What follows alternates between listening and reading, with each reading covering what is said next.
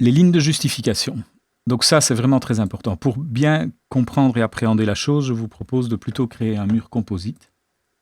Donc vous venez dans la liste des murs tout en haut, chercher un mur multicouche. Donc je vais demander d'avoir l'affichage élevé. Voilà, et je vais enlever les épaisseurs de traits. Voilà, donc j'ai un mur qui contient 1, 2, 3, 4 couches. Peut-être même plus, on va voir ça tout de suite. Alors, quand je sélectionne le mur, de nouveau, je vois qu'ici, la ligne de justification était le nu fini extérieur, donc j'ai bien les petites boules bleues qui se trouvent là, sur la ligne extérieure du mur, qui est renseignée par cette double flèche. Donc de nouveau, si je retourne le mur ici, c'est la ligne de justification, donc le nu fini extérieur, qui ne bouge pas. Alors, j'ai 6 lignes de justification à ma disposition.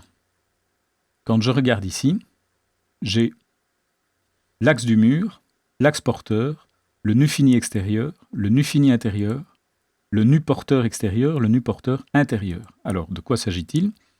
Pour pouvoir approcher ça, ce qu'on va faire, c'est aller dans les propriétés du type du mur. Donc, je vais aller ici sur modifier le type. Et je vais demander de modifier la structure. Bon, nous verrons ce tableau plus en détail après, mais nous allons pour l'instant, pour la ligne de justification, directement aller ici dans modifier. Voilà. Alors ici, nous avons la composition du mur.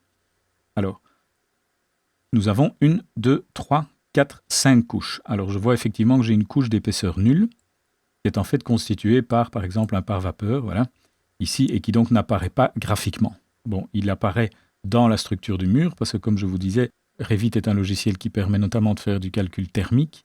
Eh bien, cet élément-là aura des caractéristiques qui font que les valeurs thermiques de toute la paroi seront différentes.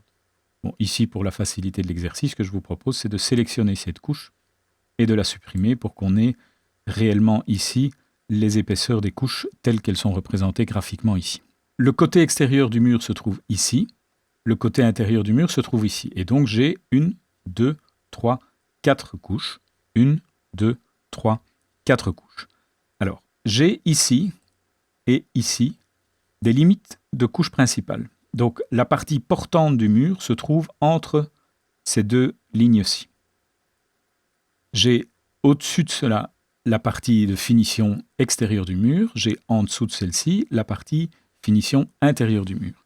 Et donc mes 6 lignes de justification vont se positionner par rapport à toutes ces couches. Donc quand j'ai au niveau de la ligne de justification le nu fini extérieur, je vais peut-être d'abord vite zoomer sur le mur ici que je l'ai en plus grand à l'écran. Voilà. Je reviens ici au niveau de la structure. Donc, quand ma ligne de justification est sur nu fini extérieur, c'est-à-dire ici, cette ligne de justification se trouve en fait ici, sur l'extérieur du mur. Quand je suis en nu fini intérieur, elle est ici, c'est-à-dire ici. Quand je suis sur limite extérieure couche portante, il va prendre en fait cette ligne-ci. Donc, par rapport à mon mur ici qui contient 2 couches de finition extérieure et puis la couche principale. Donc, j'ai mes 2 couches de finition extérieure et ma couche principale, qui est ici, 10 cm, ici. Donc, quand je vais être en ligne de justification nu porteur extérieur, je vais être sur cette ligne-ci. Nu porteur intérieur, je vais être sur cette ligne-ci, qui correspond donc à ceci. Et puis, j'ai encore 2 possibilités. J'ai axe du mur. Eh bien, axe du mur, il va prendre en fait l'épaisseur complète de tout le mur et se mettre dans l'axe. Et puis, j'ai une dernière ligne de justification possible qui est axe de la partie portante du mur. Et donc là, il va prendre cette couche de 10 cm et mettre la ligne de justification dans l'axe. Donc, on va symboliser ça maintenant au niveau du mur. Donc, vous voyez que je suis là bien en nu fini extérieur. Si je le modifie en nu fini intérieur, ma boule passe bien ici. Si je passe en nu porteur extérieur, ceci est la partie portante de mon mur et donc ma ligne de justification se trouve là. Si je suis en nu porteur intérieur, elle se situe ici. Et puis j'ai les 2 possibilités en axe. L'axe du mur, peu importe les épaisseurs de couche, il prend la distance totale du mur et il me met la ligne de justification au milieu. Et puis j'ai axe porteur qui va me mettre la ligne de justification dans l'axe du mur. Alors, pourquoi tant de possibilités et à quoi cela sert? Eh bien, si à un moment je décide d'inverser ce mur, je pourrais, si par exemple j'ai un bâtiment complet qui est réalisé avec ce type de mur. Alors oui, je fais une parenthèse. Quand vous créez un mur, ce n'était pas vraiment utile jusqu'ici quand on créait des murs monocouches. Mais vous voyez qu'ici, je démarre un mur vers le bas et le parement extérieur se trouve du mauvais côté.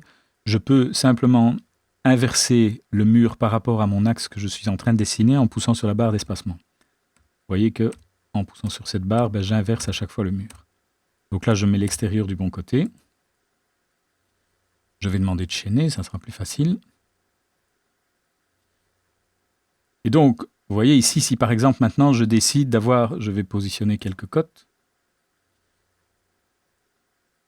On verra les cotes plus tard, mais je vais positionner ça pour que visuellement ce soit plus clair par rapport aux lignes de justification. Voilà. Donc si par exemple ici je décidais maintenant que ces murs doivent avoir une couche portante plus épaisse. Donc je vois ici que ma couche portante fait 10 cm. Si je décide maintenant, suite à une décision de l'ingénieur en stabilité, que ma partie portante du mur doit faire 20 cm d'épaisseur. Bon, ce mur va s'épaissir. Il va s'épaissir comment? En fait, il va s'épaissir sur base de la position de la ligne de justification. Donc ici, le mur étant sur axe porteur, si je passe la couche portante à 20 cm plutôt que 10, eh bien, le mur va s'épaissir de 5 cm par ici et 5 cm vers l'extérieur, puisque c'est cette ligne-ci qui ne bougera pas. Autrement dit, si cette modification est engendrée à un moment dans l'élaboration du dossier et que je sais que, par exemple, ce que je ne veux pas modifier, c'est la taille extérieure du bâtiment, donc je veux garder 314 par 220 et c'est l'intérieur qui doit devenir plus petit, eh bien, pour que cela se fasse correctement, il faut que la ligne de justification de mon mur soit sur le nu fini extérieur. Donc, je vais, avant de faire cette modification, sélectionner les 4 murs et demander ici, au niveau de la ligne de justification, qu'elle se situe sur le nu fini extérieur. Alors, une chose qui doit bien être très claire, c'est que quand je fais une modification de ligne de justification de mur, le mur ne bouge pas. Là, il reste parfaitement en place, mais vous voyez que les boules bleues sont passées maintenant sur le nu fini extérieur du mur. Et donc, je peux maintenant, sans aucune crainte, sélectionner un des murs et, dans ses propriétés de type, modifier l'épaisseur de la couche portante à 20. Et je vois que je garde mes 314 sur 220. La taille de mon bâtiment n'a pas changé, c'est l'intérieur qui est devenu plus petit. Inversement, supposons que maintenant, sur base de cette esquisse-ci, on décide que les murs porteurs peuvent passer à 10 plutôt que 20, mais que je veux garder la dimension intérieure de mon bâtiment, et c'est le bâtiment qui doit devenir plus petit, eh bien je vais faire exactement le même genre d'opération. Donc je vais sélectionner les murs, je vais demander que la ligne de justification passe sur le nu fini intérieur, les murs ne bougent pas et ma ligne de justification passe ici. Et maintenant, de nouveau, en sélectionnant le mur et en demandant de modifier sa structure, je passe à 10 en structure.